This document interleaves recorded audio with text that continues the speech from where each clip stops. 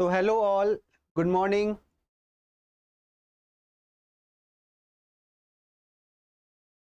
Good morning everyone. Vaishnavi, good morning. Dhaval sir, good morning to you. So I hope you are ready with the copy and the pen. ठीक है? So take active notes ताकि आपका learning और बेहतर हो सके. So good morning Shweta, welcome. तो चलिए जल्दी से कनेक्ट होइए, अपने फ्रेंड्स को भी कनेक्ट कराइए. So we are going to discuss a very important topic from the downstream processing. Alright, so we are going to discuss about chromatography. So chromatography as a part of biotechnique, biomolecules को separate करने के लिए आप पढ़े होंगे. Now we are going to see in perspective of doing the separation at an industrial scale. Downstream processing का मतलब होता है so as to separate and purify our product from the mixture of various components. कई सारे components हो सकते हैं, sales होंगे, फिर कुछ न्यूट्रिएंट मीडियम्स होंगे, कुछ अदर बाई प्रोडक्ट्स होंगे मेटाबॉलिज्म के. उन सब में से हमें अपना प्रोडक्ट को आइसोलेट करना है. तो one of the technique is chromatography. इसके अलावा और भी कई टेक्निक्स हो सकती हैं, यूनिट ऑपरेशंस जिनको हम कह सकते हैं, such as there could be use of centrifugation, filtration. आप डिस्टिलेशन का यूज कर सकते हैं, precipitation, crystallization, extraction, liquid extraction जिसकी हम बात कर चुके हैं. ऐसे कुछ प्रोसेस हो सकते हैं. तो we are going to discuss about the chromatography in this class. तो Sonali, Nitish, Rohan, Sheikh Najeem, Abhijit, good morning everyone. Good morning. ठीक है, तो first of all let us see in basic what is chromatography. तो chromatography it is used as a separation procedure. ये क्या होता है? It is used as a separation procedure so as to resolve. ठीक है, वो क्या करना है? लेट्स से आपने एक प्लांट लीफ ली, प्लांट लीफ को आपने क्रश किया, एंड लेट्स से इस प्लांट लीफ के अंदर कुछ नॉवेल कंपाउंड था जो कि आपके इंटरेस्ट का था. तो आपको पूरे के पूरे लीफ के कंपोनेंट्स नहीं चाहिए, आपको सिर्फ और सिर्फ एक कंपोनेंट चाहिए था. तो now what you are going to do, आप जाते हैं क्रोमेटोग्राफी के लिए. So chromatography what it can do is it's an analytical as well as quantitative technique. ठीक है, आप एनालिसिस भी कर सकते हैं क्या क्या कंपोनेंट्स हैं इस मिक्सचर के अंदर, साथ ही साथ आप उनको सेपरेट भी करवा सकते हैं इंडस्ट्रियल स्केल पे. ठीक है, तो it's a separation procedure so as to resolve. क्या क्या कंपोनेंट हो सकते हैं मिक्सचर के अंदर, उन सबको सेपरेट करने की टेक्निक. ठीक है, दैट इज क्रोमेटोग्राफी. तो क्रोमेटोग्राफी आप बचपन में अपने क्लासेस में भी किए होंगे, in where you would have crushed a leaf, और एक पेपर के ऊपर, ठीक है, एक ब्लॉटिंग पेपर के ऊपर आपने कैपिलरी की मदद से क्रश्ड लीफ का सैंपल अप्लाई किया होगा, and you would have let it dry. फिर कुछ समय बाद आपने वापस से सैंपल अप्लाई किया होगा और फिर से ड्राई होने दिया. ठीक है, तो ये प्रोसीजर आप 2 से 3 बार करते हैं सैंपल एप्लीकेशन.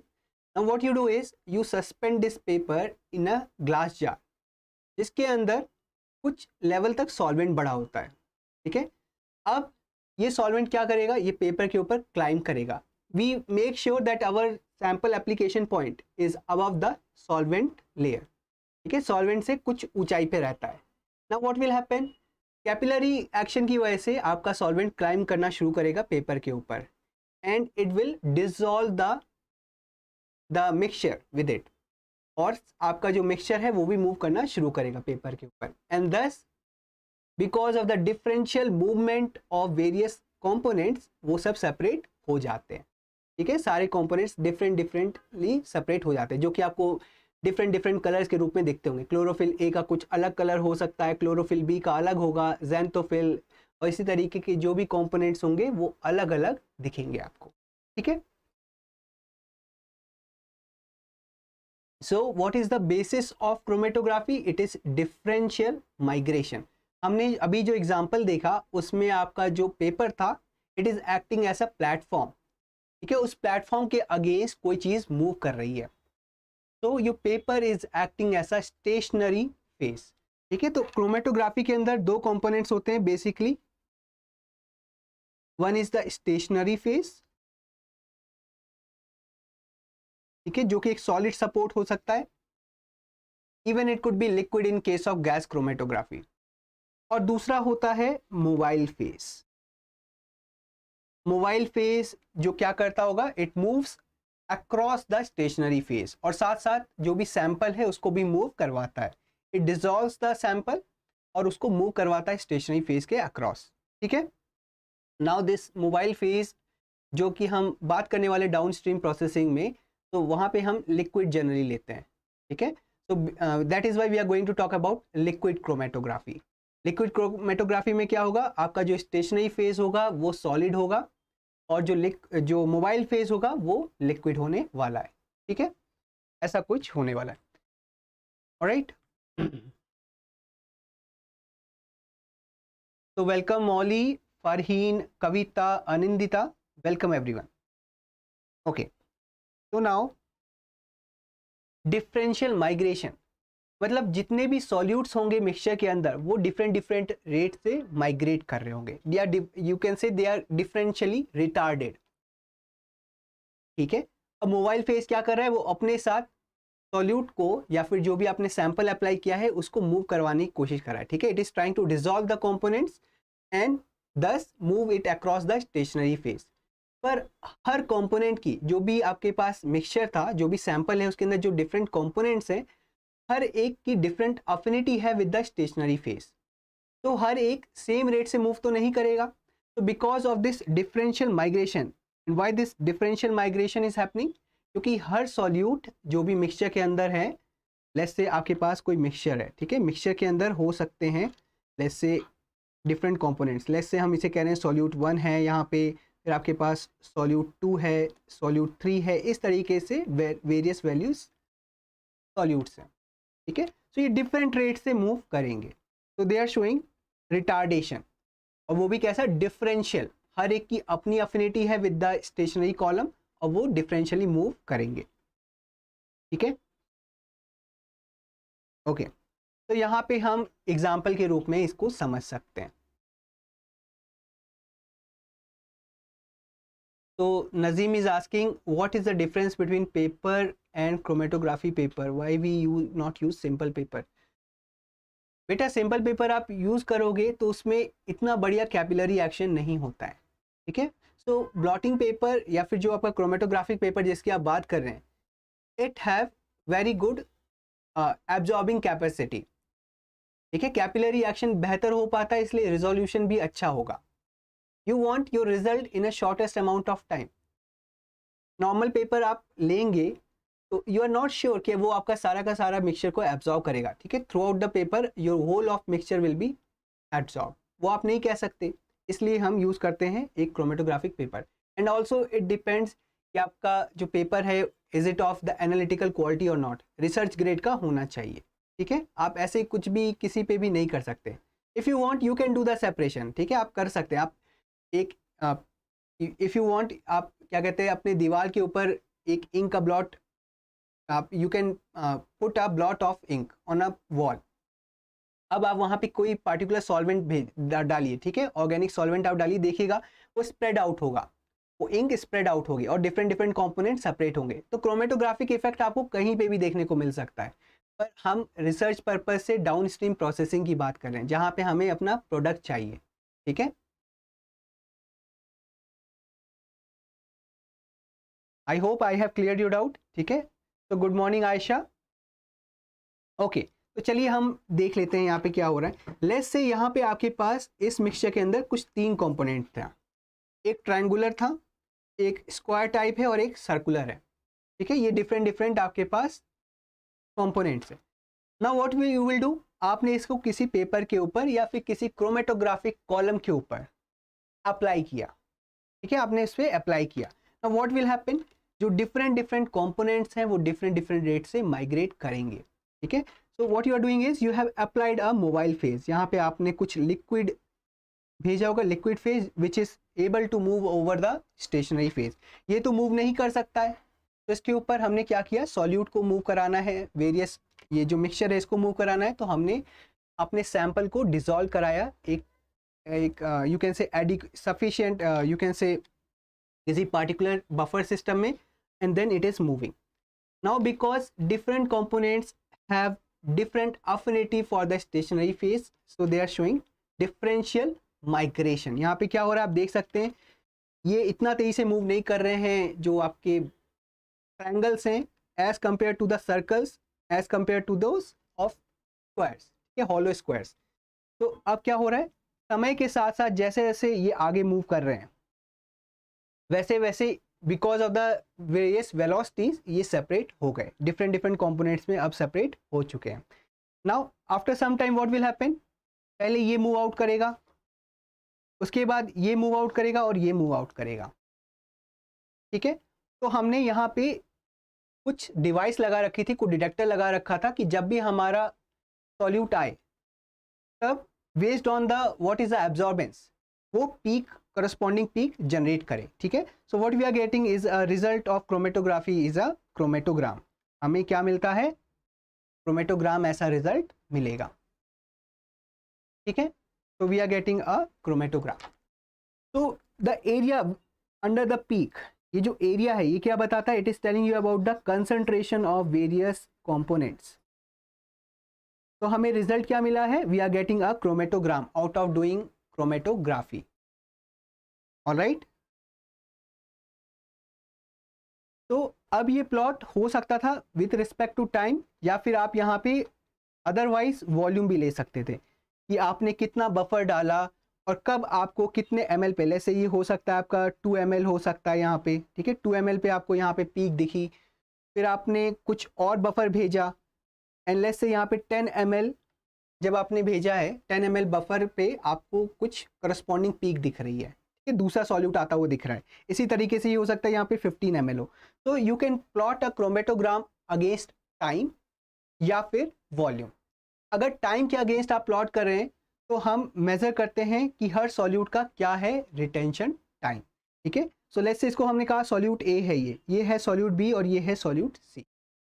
तो हर एक का अपना रिस्पेक्टिव रिटेंशन टाइम है, या फिर कितने वॉल्यूम पे एल्यूट हो रहा है उसको हमने क्या कहा, रिटेंशन वॉल्यूम. ठीक है, कॉलम में आपने कब अप्लाई किया और कितना वॉल्यूम लगा बफर का उसे एल्यूट करने में, that will be known as retention volume. इसी तरीके से आपने कॉलम के ऊपर अप्लाई किया, कॉलम से बाहर निकलते निकलते कितना टाइम लगा उसे कहेंगे रिटेंशन टाइम. तो हर सॉल्यूट का अपना रिटेंशन टाइम होगा. ठीक है, तो दैट इज द थिंग. तो क्रोमेटोग्राफी में जैसे कि हमने बात की, there are two things, two components, एक होता है मोबाइल फेज और दूसरा होता है स्टेशनरी फेज. तो mobile phase it could be the fluid, it could be any liquid which is carrying the solute, या फिर it could be any liquid which is used for elution. elution का मतलब column से आपको remove करवाना है, अपना पार्टिकुलर प्रोडक्ट को रिमूव कराना है, उसको आप क्या कहेंगे, एल्यूशन बफर. तो जो भी मूव कर सकता है, ठीक है, which ever component is movable, that is a fluid. Fluid could be gaseous और कुड बी लिक्विड. ठीक है, तो जो भी फ्लूइड मूव कर रहा है अक्रॉस द स्टेशनरी फेज उसको हमने कहा मोबाइल फेज. तो मोबाइल फेज में it could be either the buffer जिसमें आप अपना सैंपल डिसॉल्व कर रहे हैं, और it could be the elution buffer. ठीक है, जिसकी मदद से आप अपना कंपोनेंट को रिमूव करवा रहे हैं. ठीक है, एल्यूशन बफर. और जो भी इमूवेबल है, जो भी इमूवेबल कंपोनेंट है क्रोमेटोग्राफी का, उसको हम कहते हैं stationary phase. So the material that stays inside the column and causes differential migration, जो differential migration कराएगा उसको हम क्या कहेंगे, stationary phase. ठीक है, that will be called as stationary phase. So now what will happen due to differential migration? अगर solute different rate से migrate कर रहे थे तो वो different time पे elute भी होंगे. ठीक है, तो इस बेसिस पे जो समय उनको लग रहा है या फिर डिफरेंट वॉल्यूम लग रहा है एल्यूशन बफर का, उसके बेसिस पे हम डिफरेंट कंपोनेंट्स को सेपरेट करवा पा रहे हैं. ठीक है, तो solution, the solutes they get separated, वो सेपरेट हो जाते हैं. ठीक है, और जो भी आपको यहाँ पे जैसे पीक दिखी थी, जैसे कि यहाँ पे आपने देखा था इस तरीके से, with respect to, let's say यहाँ पे हम एब्जॉर्बेंस मेजर कर रहे हैं, हम किसी प्रोटीन सैंपल से डील कर रहे हैं. लेट्स से आपने you have taken a cell, ठीक है, एक ह्यूमन सेल लिया, उसके अंदर जो भी प्रोटीन्स थे आप उनका सेपरेशन करवा रहे हैं यूजिंग द क्रोमेटोग्राफी। तो यहाँ पे प्रोटीन्स का एब्जॉर्बेंस हम 280 नैनोमीटर पे देख रहे हैं, और लेट्स से यहाँ पे हम टाइम मेजर कर रहे थे। तो व्हाट यू विल गेट, इस तरीके से आपको कुछ पीक्स दिखेंगे। ठीक है, I am just drawing a rough diagram. ठीक है, इस तरीके से आपको पीक दिख रहे हैं। ऑलराइट, तो यहाँ पे डिफरेंट ये जो हाइट्स है ये क्या बता रही है आपको, it is telling you about the concentration of various. Alright, तो हम क्रोमेटोग्राफी, तो अंडरस्टैंड दिस थिंग कि chromatography is one of the very versatile technique. यहाँ पे आप डिफरेंट प्रॉपर्टीज को एक्सप्लॉइट कर सकते हैं सॉल्यूट की, so as to cause separation. ठीक है, सेपरेशन कॉज करने के लिए आप कोई भी प्रॉपर्टी को यूज कर सकते हैं। हो सकता है कि आप पोलैरिटी को यूज कर रहे हो, या फिर जो भी आप बायोलॉजिकल वर्ल्ड में इंटरेक्शन स्टडी करते हैं उसको भी एक्सप्लॉइट कर सकते हैं। जैसे कि अफिनिटी क्रोमेटोग्राफी में होता है, एक एंटीबॉडी एंटीजन के लिए स्पेसिफिक होगा, कोई एंजाइम अपने सबस्ट्रेट के लिए स्पेसिफिक हुआ, कोई लाइगेंड है वो अपने रिसेप्टर के लिए होगा, तो हम ऐसी प्रॉपर्टीज को भी एक्सप्लॉइट कर सकते हैं। Even we can exploit the charges present on the molecule, उसके बेसिस पे भी सेपरेशन करवा सकते हैं। या फिर आप कोई और चीज़, पार्टीशनिंग, कोई भी सॉल्यूट कैसे पार्टीशन हो रहा है between the mobile phase and the stationary phase, उसके बेसिस पे भी सेपरेशन करवा सकते हैं। ठीक है, so it's a very versatile technique. आप कोई भी फिजिकल या केमिकल प्रॉपर्टी का यूटिलाइज कर सकते हैं so as to cause separation of various molecules. ठीक है, तो for what and all we can use chromatography for, you can do separation of proteins, nucleic acids, then you can go for various secondary metabolites जैसे कि alkaloids हो गए या फिर steroids या कुछ भी। ठीक है, आप you can separate various kind of biomolecule. All right,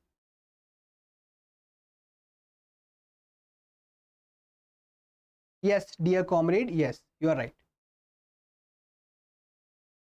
तो नाउ यहाँ पे वेरियस काइंड की क्रोमेटोग्राफी हो जाती है, हो सकती है।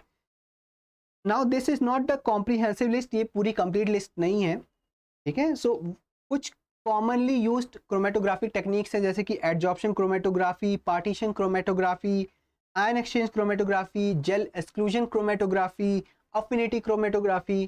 फिर इनके बेसिस पे हम और ज़्यादा रेजोल्यूशन चाहिए तो आप हाई परफॉर्मेंस लिक्विड क्रोमेटोग्राफी के लिए जा सकते हैं, या फिर FPLC के लिए जा सकते हैं, fast protein liquid chromatography. So there are various kinds of chromatography. हम इनके बारे में डिस्कशन नहीं कर रहे हैं, just for you to know that there exist various kind of chromatography हम देख रहे हैं, इस सेशन की बात कर रहे हैं। तो ठीक है, तो ये डिफरेंट तरीके की क्रोमेटोग्राफी हो सकती है। तो ये डिफर किस में कर रही है, ये डिफर कर रही है कि ये किस तरीके से सॉल्यूट को रिटार्ड करने वाली हैं। ठीक है, how they are going to retard various solutes, based on that we have classified these chromatographies. ठीक है, पर इनका एक जनरल मैकेनिज्म होगा, हम उस जनरल मैकेनिज्म या उसकी जनरल थ्योरी के बारे में बात करेंगे इस सेशन में। ठीक है, and we will see a question that have come from that. Okay, तो जो भी हम आगे बात करने वाले हैं, so you should be able to visualise कि हम कैसा हमारा सेटअप है। So what we are doing is we are putting our sample from here. हमारा जो भी स्टेशनरी फेज है it is in the form of spherical beads. ठीक है, जिसको हम रेजिन्स कह रहे हैं। So these resins they are filled in this column, इसके अंदर फिल्ड अप है। ठीक है, तो आप देख सकते हैं इसको, अगर हम जूम इन करें तो ये पिक्चर आप देख सकते हैं। If we zoom in into one of the beads, तो ये कैसा बीड है, it is porous in nature. आप देख सकते हैं इसके अंदर बहुत सारे चैनल्स बिल्ट अप है। ठीक है, so now we have applied our sample from injection port, यहाँ से अप्लाई किया and then we are sending some mobile phase also. ठीक है, ताकि हमारा जो भी एनालाइट है या सॉल्यूट है वो मूव कर सके अक्रॉस द कॉलम, वो मूव कर सके। ठीक है, ऐसा करें। And now here we will place some detector, इस जगह हम कोई डिटेक्टर प्लेस कर देंगे। नाउ जब तक आपका बफर आता रहेगा, ठीक है, जिसमें भी आप जो भी आप मोबाइल फेज जिसको कह रहे हैं, जब तक वो आता रहेगा तब तक आपको बेसल लेवल की एब्जॉर्बेंस देखने को मिलेगी। And once any kind of solute comes, वो कुछ एब्जॉर्बेंस दिखाएगा। ठीक है, वो कुछ एब्जॉर्बेंस दिखाएगा, उसके बेसिस पे आपको यहाँ पे पीक मिल रही है। Now tell me one thing, जो आप ऑब्जर्व कर सकते हैं यहाँ पे, यू हैव हियर कंपोनेंट 1, यहाँ पे मैं बड़े में लिख देता हूँ, ये है कंपोनेंट 1, ये है कंपोनेंट 2, ये है कंपोनेंट 3 और कंपोनेंट 4। और यहाँ पे हमने मेजर किया है वॉल्यूम, कि हम वॉल्यूम के अगेंस्ट प्लॉट कर रहे हैं ग्राफ। तो आपको कौन से लगते हैं, ऐसे कौन से दो कंपोनेंट हैं जो कि बहुत अच्छे से रिफाइन हो रहे हैं या सेपरेट हो रहे हैं और आप उनको अलग अलग टेस्ट ट्यूब में कलेक्ट कर सकते हैं विथ हाई प्यूरिटी? कौन से ऐसे लगते हैं आपको 1 2 3 4 में से? Answer me fast.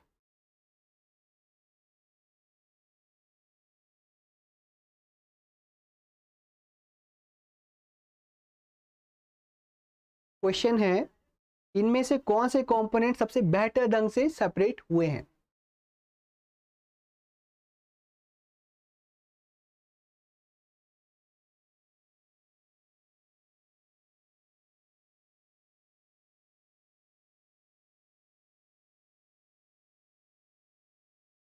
Come on guys, quick participation चाहिए सबका।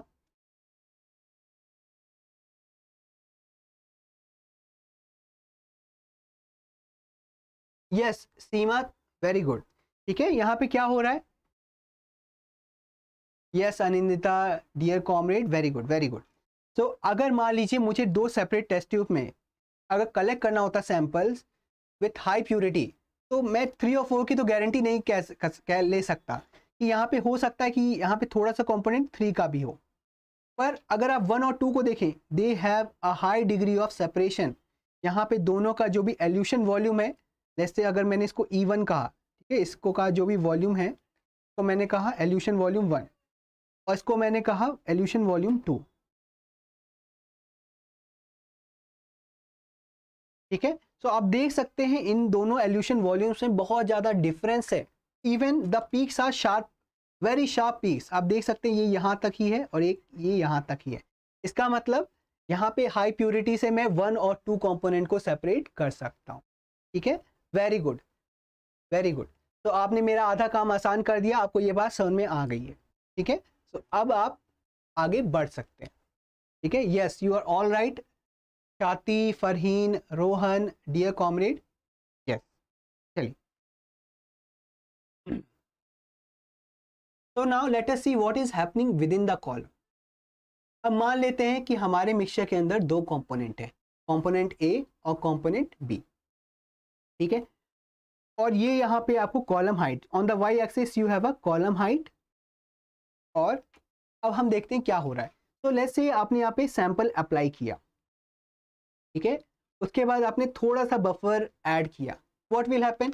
अभी पूरा कॉलम तो वेट होगा नहीं, सिर्फ ऊपर का ही पोर्शन वेट होगा। इतने पोर्शन में अभी जो वेरियस कंपोनेंट्स हैं वो एड्जॉर्ब हो जाएंगे। ठीक है, वो एड्जॉर्ब हो जाएंगे। एड्जॉर्ब होने से मतलब है कि सुपरफिशियल, जैसे कि चौक हो आपके पास, चौक को अगर आप पानी में डिप करें and you keep it dip for as much time as you want, what you will see कि सिर्फ और सिर्फ उसका सरफेस ही वेट होता है। In the core of the chalk it is still dry. ठीक है, तो यहाँ पे क्या होगा, स्टेशनरी फेस के सरफेस के ऊपर आपके वेरियस कंपोनेंट जो कि ए और बी है वो आके बाइंड हो गए। ठीक है, अब जैसे जैसे आप और एल्यूशन बफर भेजेंगे, सो व्हाट विल हैपन, अब और ज़्यादा कॉलम वेट होता जाएगा and with that your solutes they will also move. अब हम ये कह रहे हैं कि जो सॉल्यूट ए है it is having more affinity for the stationary phase as compare to B. ठीक है, ए जो है वो स्टेशनरी फेस के साथ ज़्यादा लाइकलीनेस शेयर करता है, वो ज़्यादा रिटेन हो रहा है एज कंपेयर टू बी। तो ऐसे में क्या होगा, अगर आप और मोबाइल फेज ऐड करते जाएंगे तो बी जो है it will keep on moving. ठीक है, बी तो ज़्यादा रेट से मूव करेगा क्योंकि उसे इतना ज़्यादा कोई अटैचमेंट है नहीं स्टेशनरी फेज के साथ। और जो ए है which is showing high affinity with the stationary phase, it will be retarded. ठीक है, तो हम यहाँ पे क्या ऑब्जर्व कर रहे हैं, डिफरेंशियल माइग्रेशन। दोनों सॉल्यूट्स हैं, ठीक है, ये पार्ट थे एक ही मिक्सचर के, पर दोनों डिफरेंट डिफरेंट रेट दिखा रहे हैं मूवमेंट के। और इसी को हम एक्सप्लॉइट करके कंपोनेंट ए और कंपोनेंट बी को सेपरेट करवा सकते हैं। ठीक है, तो ये धीरे धीरे मूव करते जाएंगे और एक समय ऐसा आएगा जब पूरी ये लोग कॉलम की लेंथ को ट्रैवर्स कर चुके होंगे। तो सबसे पहले कौन सा एल्यूशन होगा, सबसे पहले आपको मिलेगा बी, उसके बाद बाहर आएगा ए। ठीक है, सबसे पहले बी बाहर आया, उसके बाद ए बाहर आएगा। तो इस तरीके से आप देख सकते हैं सेपरेशन हो रहा है। ऑलराइट, तो सेपरेशन जो होता है, हमने बेसिकली बात की अभी तक कि जो सेपरेशन होता है it is happening because of the differential migration. और डिफरेंशियल माइग्रेशन क्यों होता है? क्योंकि स्टेशनरी फेज के साथ सॉल्यूट अफिनिटी दिखाएगा and thus it will get retarded. ठीक है, हम ये नहीं कह रहे हैं कि सारे के सारे solute they will show the same kind of affinity. अगर ऐसा होता तब तो सब सेम रेट से ट्रैवर्स करते, ऐसा नहीं हो रहा है। ठीक है, तो due to differential retardation there is differential ration. Alright, अब हम बात करते हैं इफेक्टिवनेस। आप कह रहे हैं कि क्रोमेटोग्राफी को हम सेपरेशन के लिए यूज कर सकते हैं, पर कितना इफेक्टिव है chromatography? It depends on the zone spreading. मान लीजिए पहले एक हम टर्म क्लियर कर लेते हैं। तो लेट्स से अगर हम ऐसे बात कर रहे हैं, ठीक है, लेट्स से ये सॉल्यूट ए है और ये सॉल्यूट बी है, तो हम इसे कहेंगे जैसे कि ये जो आपको यहाँ पे दिख रहा है this one, this will be known as solute pulse. ठीक है, हम इसे क्या कह रहे हैं? ये एक पल्स की तरह है, तो हम इसे कह सकते हैं for our sake of understanding, तो हम कहते हैं सॉल्यूट पल्स कह ले रहे हैं फॉर नाउ। ठीक है, अभी के लिए। तो सेपरेशन की इफेक्टिवनेस ना सिर्फ डिफरेंशियल माइग्रेशन पे डिपेंड करती है, इट डिपेंड्स कि जो भी एल्यूशन बैंड है वो कितना कॉम्पैक्ट है। ठीक है, जितना नैरो होगा, जितना कॉम्पैक्ट होगा, उतना अच्छा सेपरेशन मिलेगा। ठीक है, हम ये जोन स्प्रेडिंग की, मतलब जोन स्प्रेडिंग से मतलब है, मान लीजिए आप ऐसा एक्सपेक्ट कर रहे थे। ठीक है, आप एक्सपेक्ट कर रहे थे कि सिर्फ इतने से वॉल्यूम में ही आपका सैंपल एल्यूट आउट हो जाए, पर एक्चुअल में क्या होता है? In reality something like this. इसका मतलब यहाँ पे आपके पास ज़्यादा वॉल्यूम है। ठीक है, आपके पास ज़्यादा वॉल्यूम है, उसके अंदर सॉल्यूट है, तो इसका मतलब this is a dilute concentration. यहाँ पे आपके पास लेसर कंसंट्रेशन है as compare to this one. ठीक है, ये क्या है? आपके पास कंसंट्रेटेड फॉर्म में आपने इसका एल्यूशन करवाया है, इस सॉल्यूट का एल्यूशन कराया। तो what we want ideally is this condition. ये जो पहली वाली कंडीशन है हम ये चाहते हैं, पर असल में क्या होता है? दिस जोन स्प्रेडिंग, इसी को कहते हैं जोन स्प्रेडिंग। ऑलराइट,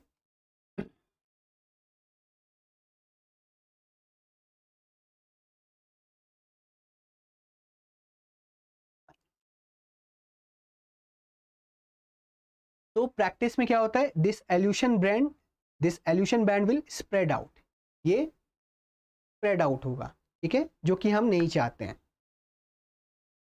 तो अगर मान लीजिए आपके पास इस तरीके के दो कंपोनेंट्स थे, ए और बी थे, अगर ये बहुत ही फार अपार्ट बाहर आते हैं, एल्यूशन होता है इनका, ठीक है, बहुत डिस्टेंटली है, तब जोन स्प्रेडिंग हो भी जाए हमें इतना फर्क नहीं पड़ता है। पर मान लीजिए अब अगर कुछ ऐसा हो, तो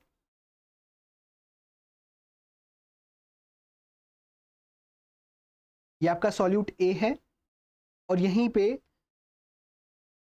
सॉल्यूट बी भी कुछ यहाँ पे निकलता था। ठीक है, लेट्स से कुछ ऐसे निकलता, और अब मान लीजिए दोनों में जोन स्प्रेडिंग हो गई। ठीक है, दोनों ए और बी कंपोनेंट में दोनों में जोन स्प्रेडिंग हुई कुछ इस तरीके से। अब क्या आप इसको हाई प्यूरिटी वाला कह सकते हैं? नो, बिकॉज यहाँ पे हो सकता है कि ए में सॉल्यूट बी का कंटेमिनेशन हो और सॉल्यूट बी के अंदर सॉल्यूट ए का भी कंटेमिनेशन हो सकता है। सो जोन स्प्रेडिंग हमें कब मैटर करती है? जब हमारे दो सॉल्यूट्स बहुत पास पास एल्यूट होते हों, तब जोन स्प्रेडिंग हमारे लिए मैटर ऑफ कंसर्न होगा। ठीक है, अदरवाइज नॉट, उससे ज़्यादा कोई फर्क नहीं पड़ेगा। तो ideally what is expected is this thing, पर असल में क्या होता है रियलिटी में? ये देयर इज अ स्प्रेडिंग। ठीक है, there is a spreading of the components. Okay, now तो हम इसी पे बात करने वाले हैं and we will see a question on this. तो अब आपको क्या लगता है? मान लीजिए यहाँ पे तो जोन स्प्रेडिंग की बात हो गई, अगर कोई दो molecule they are sharing similar kind of structure, similar kind of properties, तो वो बहुत ही पास पास एल्यूट होने वाले हैं, they are going to be eluted very close by, उनका माइग्रेशन रेट क्योंकि ऑलमोस्ट सेम होगा, तो that time zone spreading becomes our concern. ठीक है, हम ये मान के चलते हैं, मानना भी क्या है, इट इज वेरी ऑब्वियस कि ये जो पीक वाला एरिया है, ये जो जोन है, यहाँ पे आपके सॉल्यूट की हाईएस्ट कंसंट्रेशन होती है, ठीक है, और यहाँ पे कम कंसंट्रेशन होती है in these zones, although there is less this solute A, पर सॉल्यूट ए की यहाँ पे कंसंट्रेशन कम होगी, that is per unit volume जो सॉल्यूट्स प्रेजेंट होंगे वो कम होंगे as compare to this zone, यहाँ पे ज़्यादा होगी कंसंट्रेशन। ठीक है, हम ये मानते हुए बात करने वाले हैं। ठीक है, अब ये जोन स्प्रेडिंग होती क्यों है, इसके वेरियस रीजंस हैं, उनमें से कुछ मेन रीजंस हम देख लेते हैं। पहला रीजन है axial diffusion. First of all try to understand this figure. यहाँ पे लेट्स से एक सॉल्यूट पल्स है आपके पास, तो this is the direction of flow. ठीक है, अपवर्ड से डाउनवर्ड फ्लो हो रहा है, आपने एक कॉलम लिया which is vertical in nature, आपने ऊपर से सैंपल अप्लाई किया and due to gravity your sample will move down, और जो एल्यूशन बफर है वो भी नीचे की तरफ मूव कर रहा होगा। ठीक है, लेट्स से, और अब आपके एल्यूशन बफर के अंदर आपका सॉल्यूट भी डिसॉल्व होगा। ठीक है, एंड इट इज मूविंग, ठीक है, वो भी नीचे की तरफ मूव कर रहा है। So let's say we are considering one of the solute, ठीक है, और उसका हम सॉल्यूट पल्स स्टडी कर रहे हैं। सबसे पहला जो जोन स्प्रेडिंग कराएगा factor that is axial diffusion. तो what happens in axial diffusion, तो हमने कहा कि जो सेंट्रल ये वाला रीजन होता है, यहाँ पे हाई कंसंट्रेशन होती है सॉल्यूट की, while as compare to these regions, ये वाले रीजन और इस वाले रीजन के कंपैरिजन में यहाँ पे सॉल्यूट की बहुत हाई कंसंट्रेशन है। Alright, so what will happen, the solute it will diffuse from the region of high concentration to the region of low concentration। इसका मतलब ये जो सॉल्यूट पल्स मूव कर रही होगी अक्रॉस द कॉलम, ठीक है, क्या होगा, यहां से हाई कंसंट्रेशन से सॉल्यूट इधर मूव करेगा, इसी तरीके से हाई कंसंट्रेशन से सॉल्यूट लोअर फेज की तरफ मूव करेगा। सो व्हाट विल हैपन, इस तरीके से आप देख रहे हैं कि जोन की स्प्रेडिंग हो रही है। आइडियली क्या होना चाहिए था, यहाँ पे इसको ऐसा होना चाहिए था, पर due to the axial diffusion अब ये कैसा है, इट इज समथिंग लाइक, ठीक है, इस तरीके से आपको देखने को मिल रहा है। ठीक है, तो आप देख सकते हैं यहाँ पे दैट कहाँ तक टेलिंग हो रही है, यू कैन सी कितना ज़्यादा स्प्रेड है, यहाँ पे आपके जो भी सॉल्यूट है उसका कितना ज़्यादा स्प्रेड है। ठीक है, सो लेट्स से ये जो आपका रीजन था, this is a region of high concentration of your solute, और ये दोनों जोन्स जो हैं ये लोअर रीजन से, इसलिए यहाँ पे दिख रहा है एक्सियल डिफ्यूजन होता हुआ। ठीक है, so from a region of high concentration to a region of low concentration आपका सॉल्यूट डिफ्यूज हो रहा है, पहली बात ये हो गई। Then second factor which will cause this zone spreading that is eddy diffusion. अब क्योंकि कॉलम के अंदर जो मोबाइल फेज है it is not having a straight path, ठीक है, वो स्ट्रेट पाथ से नहीं गुजर रहा है, क्योंकि रास्ते में क्या है, देयर आर बीट्स, वहाँ पे आपने रेजिन पार्टिकल्स रखे हैं। तो इसका मतलब कि जो भी लिक्विड है, जो भी फ्लो कर रहा है through the column, it will take different path. तो हो सकता है कि कुछ लिक्विड शॉर्टेस्ट पाथ ले और कुछ liquid it can take long path, और अगर वो लॉन्ग पाथ लेगी तो ऐसे में उसको टाइम ज़्यादा लगेगा, और क्योंकि हमारे लिक्विड में हमारा सॉल्यूट भी है, वैसे में क्या होना चाहिए, there will be spreading of the zone. ठीक है, तो इसे कहते हैं eddy diffusion, because of the alternative pathways which are existing within the column for the liquid to flow, it will cause the zone spreading, उसकी वजह से भी जोन स्प्रेडिंग होगी। तो यहाँ पे आप देख सकते हैं कि इस पीक के अंदर ये मिक्सचर था आपके पास, ये आपके पास कोई सैंपल था, आपने इसे अप्लाई किया, अब यहाँ पे आप देखेंगे कि स्प्रेड आउट हो गया। ठीक है, सो कंपोनेंट 1 यहाँ पे है, 2 यहाँ पे, 3, मतलब कि होना चाहिए क्या था, ऐसा कुछ होना चाहिए था, 1 यहाँ पे आता, 2 यहाँ पे आता, 3 यहाँ पे आता, पर क्योंकि हर solute it will take different path due to which there will be overlapping, इस तरीके से हमें ओवरलैपिंग देखने को मिल रही है। ठीक है, so that is why you are seeing that 1 2 3 there is a kind of contamination. इस पीक के अंदर तीनों का कंटैमिनेशन है अभी भी। इसके अलावा जो third and the last reason could be local non equilibrium effect, इसको समझना जरूरी है। ठीक है, सो पे अटेंशन, ये थोड़ा कॉम्प्लेक्स हो सकता है, सो पे अटेंशन हियर। ऑलराइट, तो लेट्स से ये कॉलम है, इस कॉलम में एक पॉइंट है x, ये जो पॉइंट है x। अब मान लीजिए ये जो सॉल्यूट पल्स है ये x से गुजर रही है। ठीक है, अब जो भी सॉल्यूट होगा मोबाइल फेस के अंदर जो मूव कर रहा है, व्हाट विल हैपन, सबसे पहले ये वाला रीजन आएगा। ठीक है, first this region will cross. तो अब स्टेशनरी फेस और मोबाइल फेस दोनों सॉल्यूट को लेके इक्विलिब्रियम में आना चाहते हैं। कुछ सॉल्यूट इसमें से एट दिस पार्टिकुलर कंसंट्रेशन, यहाँ की अगर हम बात करें, इस पार्टिकुलर कंसंट्रेशन पे जो स्टेशनरी फेज है और mobile phase they want to come in equilibrium. ठीक है, वो आपस में इक्विलिब्रियम में आना चाहते हैं। कुछ सॉल्यूट जाके बाइंड करेगा स्टेशनरी फेज के साथ और कुछ रहेगा लिक्विड फेज के अंदर। ठीक है, पर हम क्या कह रहे हैं, पीछे से लगातार मोबाइल फेज आता जा रहा है, there is a continuous pouring of the elution buffer, आप पोर करते जा रहे हैं। तो क्या होगा, अब ये वाला पोर्शन ज्यादा देर के लिए तो रहेगा नहीं, इक्विलिब्रियम आए उससे पहले अब ये वाले पोर्शन पे हम आ गए। तो अभी इक्विलिब्रियम एस्टैब्लिश हुआ भी नहीं था और हम हायर कंसंट्रेशन पे मूव कर गए। लिक्विड फेज में अब स्टेशनरी फेज के मुकाबले सॉल्यूट की ज्यादा कंसंट्रेशन है। तो अब क्या होगा, अभी भी जो स्टेशनरी फेज होगा it will keep on binding to the solute, वो और रिटेन करने की कोशिश करेगा। जब तक ये इक्विलिब्रियम में आने की कोशिश कर रहा था विद द लिक्विड, ठीक है, मोबाइल फेज के साथ स्टेशनरी फेज सॉल्यूट को लेके इक्विलिब्रियम में आने की कोशिश कर रहा है, तब तक ये और आगे मूव कर गया। That is now the this section X, it is dealing with a higher concentration of the solute in the liquid. ठीक है, इसी तरीके से फिर ये वाला ही पोर्शन आएगा जब मैक्सिमल कंसंट्रेशन देखने को मिलेगी। अभी भी आपका स्टेशनरी फेज इक्विलिब्रियम में आ रहा था, तब तक ये आगे मूव कर गया लिक्विड। ठीक है, अब आप लोअर कंसंट्रेशन की तरफ है। ठीक है, सॉल्यूट की लोअर कंसंट्रेशन है, पर स्टेशनरी फेज के पास क्या है, उसने अभी भी बहुत ज्यादा मात्रा में सॉल्यूट को रिटेन कर रखा है। So now what it will do, it will start releasing the bound solute, ये वो रिलीज करना शुरू करेगा। जब तक ये यहाँ पे इक्विलिब्रियम में आता तब तक आपका लिक्विड फेज यहाँ पे मूव कर गया या सॉल्यूट पल्स यहाँ पे आ गई। ठीक है, और ज्यादा कम हो गया solute concentration in the liquid, तो अब अभी भी स्टेशनरी फेज आपका क्या करेगा, सॉल्यूट को लिबरेट कर रहा है। नाउ व्हाट विल हैपन, कभी ना कभी तो आप बहुत ही, या फिर आप you can say you will come to a zero concentration, कि ये पल्स पूरी की पूरी मूव हो गई और लिक्विड के अंदर अब कोई भी सॉल्यूट ए का कंपोनेंट बचा ही नहीं है। अब क्या होगा, अभी भी स्टेशनरी फेज के पास सॉल्यूट ए का कुछ पोर्शन बाउंड है, it is not in equilibrium, क्योंकि उसे कभी मौका ही नहीं मिला, लगातार लिक्विड पीछे से आता जा रहा है। ठीक है, so there is no time available for equilibrium to be reached.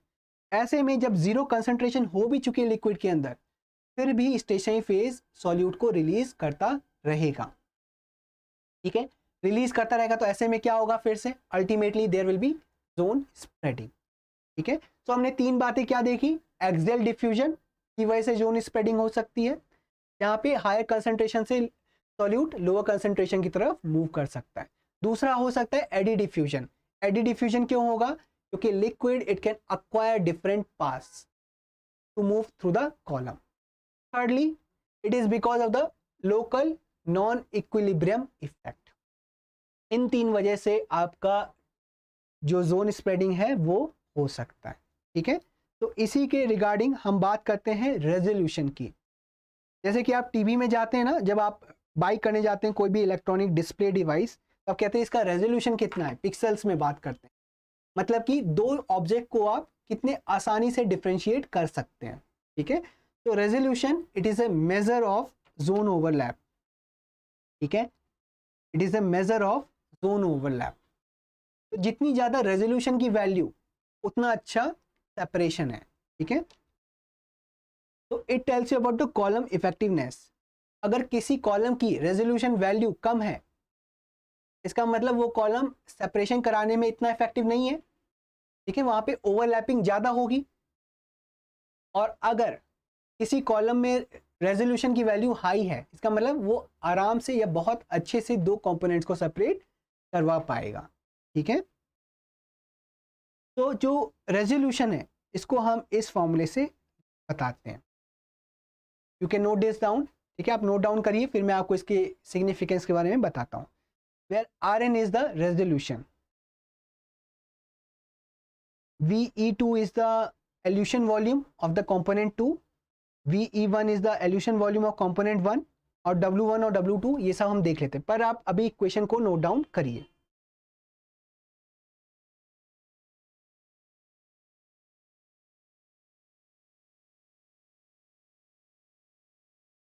Alright, चलिए देखते हैं क्या है ये। तो दिस फॉर्मूला, अगर हम इस क्रोमेटोग्राम को देखें, इसके हिसाब से हम समझने की कोशिश करते हैं। तो VE1 is the elution volume, ठीक है, कितना वॉल्यूम लगेगा बफर का या एल्यूशन बफर का, so as to get this solute 1। इसी तरीके से VE2 क्या बता रहा है, it is telling you about the volume of the elution buffer, जो कि चाहिए होगा आपको कंपोनेंट 2 को कॉलम से बाहर लाने के लिए, ठीक है। उसके बाद ये जो भी पीक्स आई हैं, जो भी पीक्स आई क्रोमेटोग्राम में, तो इनका विड्थ कितना है, ठीक है, इसका विड्थ कितना, बेस विड्थ कितना है, उसको हमने W1 से दिखाया और W2 से दिखाया, ठीक है। एक बात तो ये समझ में आ रही है, इस केस में जहां पे सॉल्यूट 1 और सॉल्यूट 2 बहुत पास पास हैं, अगर W1 और W2 की वैल्यू ज़्यादा होती तो क्या होता, टेल मी, क्या होता अगर W1 और W2 की वैल्यू ज़्यादा होगी तो? I am waiting for your answers.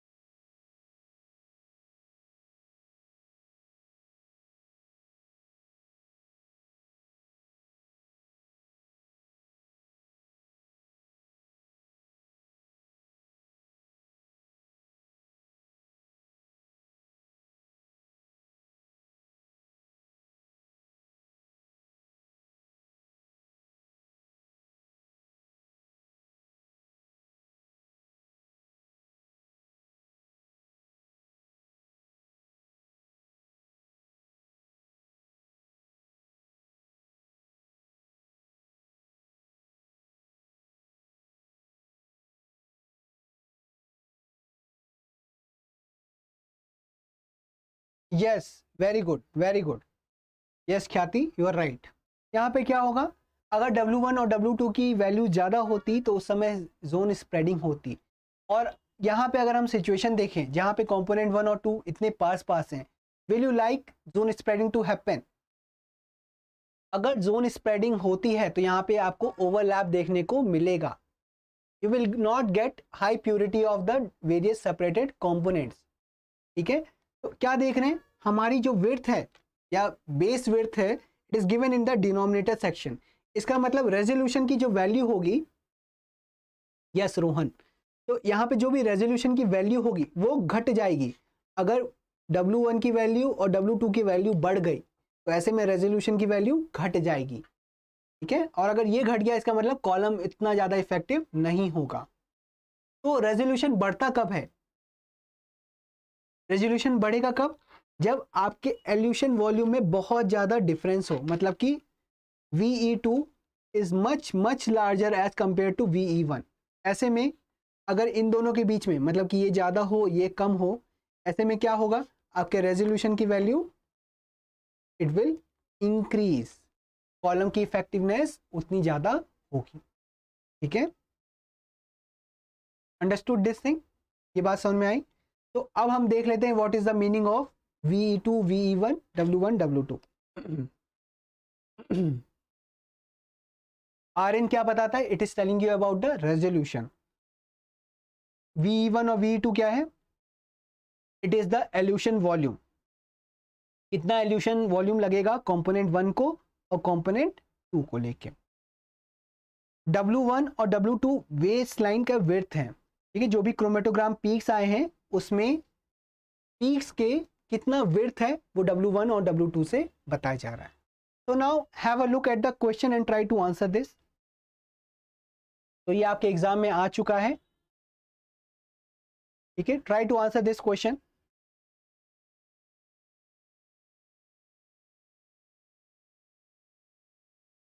क्या आंसर होना चाहिए, जल्दी से बताइए मुझे।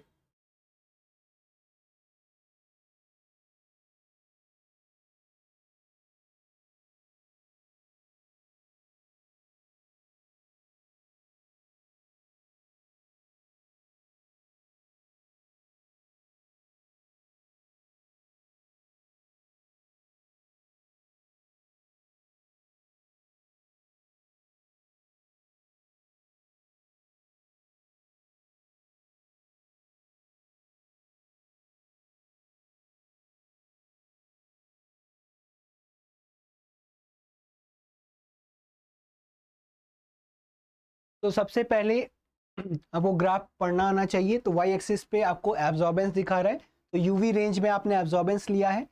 एक्स एक्सिस पे आप देख सकते हैं वॉल्यूम मेजर कर रहा है, ठीक है, वॉल्यूम मेजर कर रहा है। तो यहाँ पे सेम फॉर्मूला लिखा है रेजोल्यूशन वाला ही, बस टर्मिनोलॉजीज बदल गई है। आर एन की जगह आर एस लिख दिया है, ठीक है। Is equal to 2 into difference in the elution volume divided by the base width, sum of base width. तो आपको क्या लगता है कि आपको कब कंप्लीट सेपरेशन देखने को मिलेगा?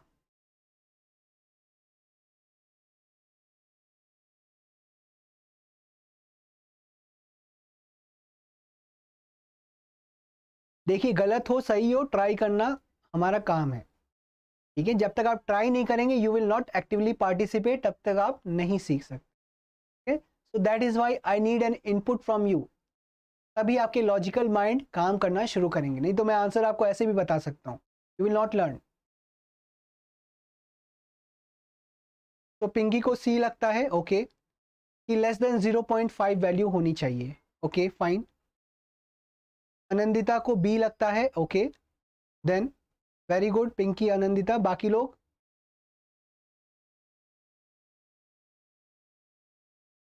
डियर कॉमरेड को बी लगता है, okay. Pressure difference Farheen, I don't know what you are saying, pressure difference. छाती को भी बी लगता है, ओके। लेट अस सी कौन सही है कौन गलत है। तो पिंकी अकेले सी के साथ है, बाकी लोग सब बी के साथ है। लेट अस सी, तो लेट अस ऑब्जर्व हुई। तो अगर मान लीजिए आपको इक्वेशन याद नहीं भी था, कोई बात नहीं, आपको यहाँ पे तो लिखा था। क्या आप ऐसा चाहेंगे कि ये जो बेस विड्थ है ये बहुत ज़्यादा हो, इतनी ज़्यादा कि ये दोनों आपस में ओवरलैप करने लगे? आपको क्या चाहिए? You have to achieve complete separation.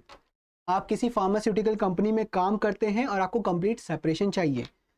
अगर आपका डिनोमिनेटर बड़ा हो गया तो क्या होगा?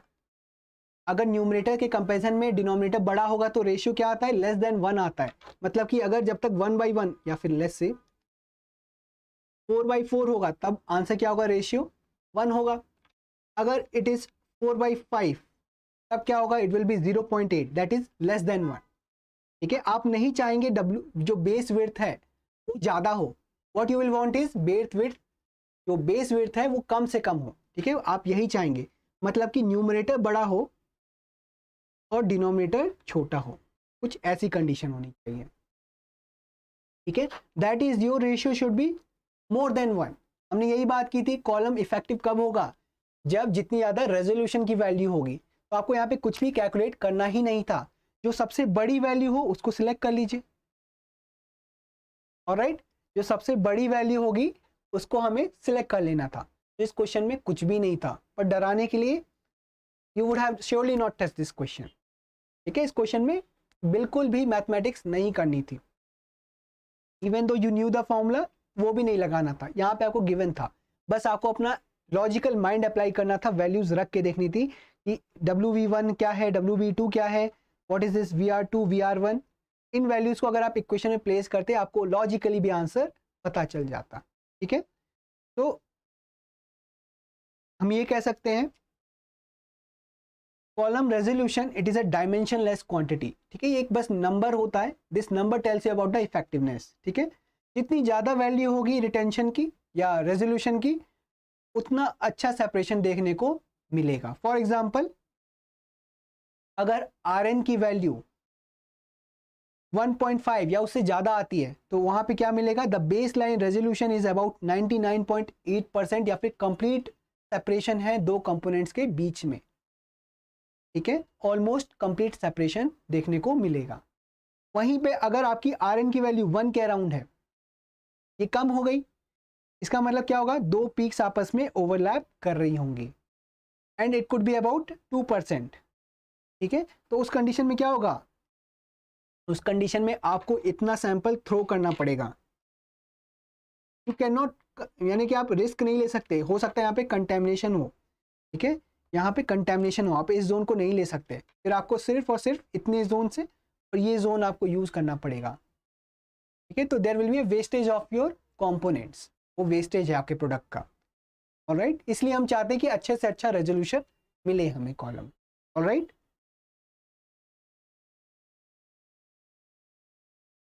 तो that is it in this session. वापस से फॉर योर रेफरेंस,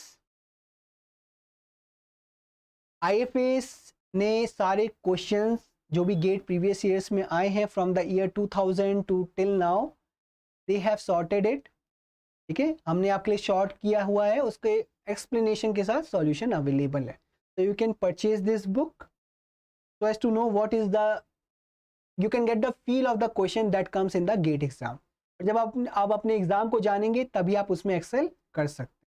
साथ ही साथ आपका बैच चालू हो चुका है गेट का, if somebody is interested they can still join, 13th of September से, it's never too late, ठीक है, so thank you all for your time and I wish you happy learning. I hope आपको बहुत सारी चीज़ें सीखने को मिली होंगी। Thank you everyone.